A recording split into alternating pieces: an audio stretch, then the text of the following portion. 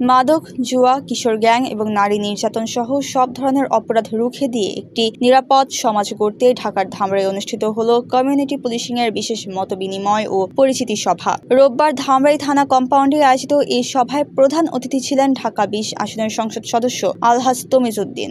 ঢাকা জেলার police super Shamima পারভিনের সভাপতিত্বে অনুষ্ঠানে পুলিশের ঊর্ধ্বতন কর্মকর্তা, স্থানীয় বিএনপি নেতৃবৃন্দ ও কমিউনিটি পুলিশিংয়ের সদস্যরা অংশ নেন। সভাপতির বক্তব্যে পুলিশ সুপার বলেন, অপরাধ দমনে পুলিশের পাশাপাশি জনগণের সচেতনতা ও সহযোগিতা অত্যন্ত জরুরি। পুলিশ ও জনগণের মধ্যে পারস্পরিক আস্থা এবং সমন্বয়ের মাধ্যমে আইন শৃঙ্খলা পরিস্থিতির উন্নয়ন সম্ভব হবে। সভায় উপস্থিত স্থানীয় নেতারা সমাজকে অপরাধ মুক্ত করতে পুলিশকে সব ধরনের তথ্য ও সহযোগিতার আশ্বাস দেন। কমিউনিটি পুলিশিং নতুন কোনো কনসেপ্ট নাই। আমার বিশ্বাস এখানে আগেও কমিউনিটি পুলিশিং এর কমিটি ছিল, কাজ করেছে।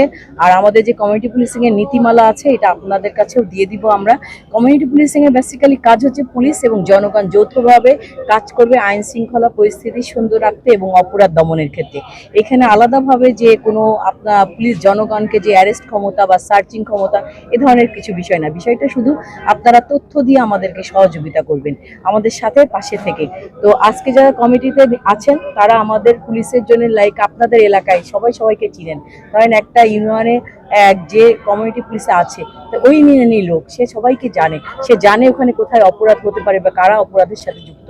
আমাদেরকে তথ্য দিবেন, অথবা যেন অপরাধ সংগঠিত হচ্ছে সে খুবই নিকটে আপনাদের, হয়তো ওই মুহূর্তে আমার পুলিশ নাই, তখন তাকে আটকও করতে পারে। কারণ জনগণের এই ক্ষমতা আছে, কিন্তু শুধু কমিউনিটি পুলিশ না, জনগণ কিন্তু যে কোনো অপরাধ সংগঠন তার চোখের সামনে হলে সে কিন্তু তাকে ধরতে পারে, অপরাধ দমন করতে কাজ করতে পারে।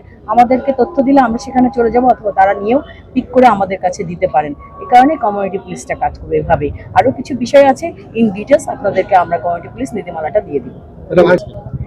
আসলে ধামরাই থানা শুধু একা না, সারা বাংলাদেশের অবকাঠামোগত যে সমস্যা, অর্থনৈতিক সমস্যা, এগুলো আমরা সবাই কম বেশি জানি। তো সেই ক্ষেত্রে তারপরে আবার ৫ তারিখে সরকারি আমাদের প্রচুর গাড়ি এই ব্যারাক কিন্তু পুড়িয়ে দেওয়া হয়েছে, আপনারা জানেন।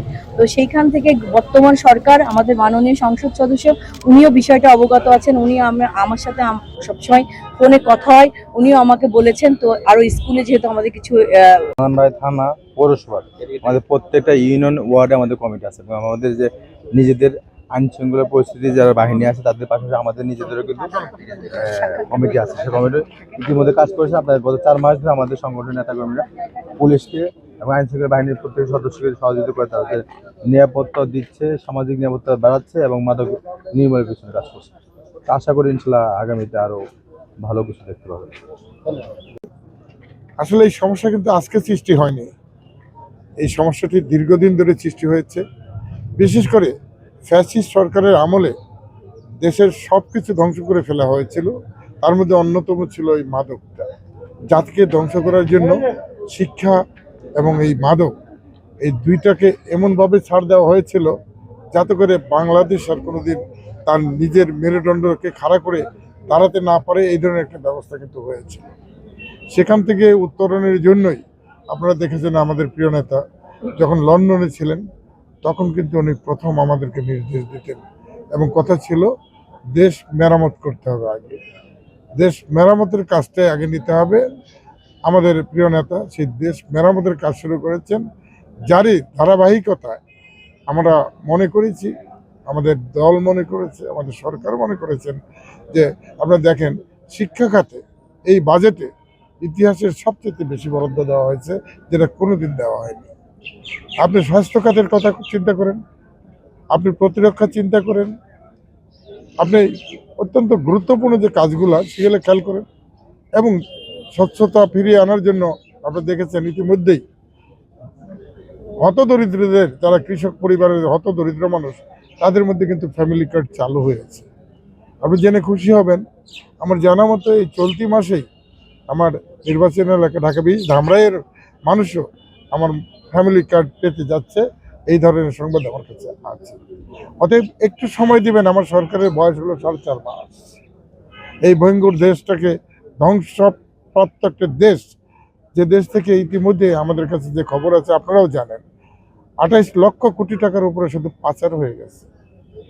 যে দেশটাকে দেনায় জর্জরিত করে রেখে গেছে ৩০ লক্ষ কোটি টাকার উপরে আমাদের কাছে বিভিন্ন সংস্থা, বিভিন্ন দেশ পাবে।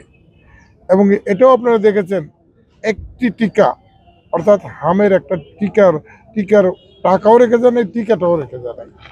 একটা সরকার তাকে এই টিকাটা যেহেতু বিদেশ থেকে আনতে হয়, আমদানি করতে গেলেও তো তার একটু সময় লাগে। সেখানে দেখেন কি অবস্থায় আমাদেরকে ফেলে রেখেছে, সেখান থেকে কিন্তু আমরা ঘুরে দাঁড়াচ্ছি এবং এই ঘুরে দাঁড়ানোর পথে আমরা প্রত্যাশা করি আমরা সকলে মিলেমিশে এই ধামরাই না শুধু সমগ্র বাংলাদেশকে আমরা একটা পুনর্গঠন করে একটা সমৃদ্ধিশালী একটা বাংলাদেশ গড়ে তুলব।